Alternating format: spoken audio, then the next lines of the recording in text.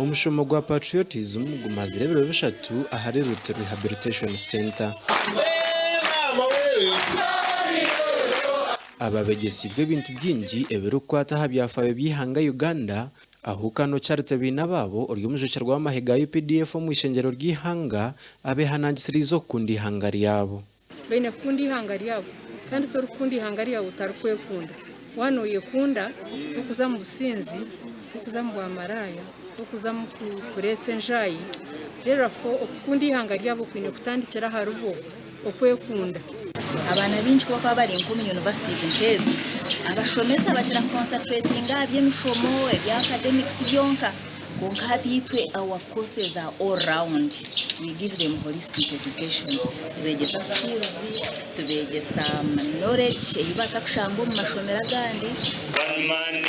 Brigadier Charles Kisembo or Director General wa National Leadership Institute Chankwanzi kandi biraryo mjenyi mukuru ashabe Eminyeto kwe haraba kwenda kubasisha na mnonga baba kwenda kubabagana samu omunganda hamwe n'edini. You hear people saying, for me, my father was a Catholic, my mother was a Protestant, I'm a Catholic by blood. There's no knowledge there. Why you should be? Because your father was that and therefore you should be that. There is no reason. If your father made a mistake and their grandfather and the ape from where he came from made the same mistakes, would you follow it? Eminyeto simire ofisi ya mukuru w'ihanga ahabo kutebekana somushomogu ogubagunjwiro mu bitekateko hamwe n'emitwaraze.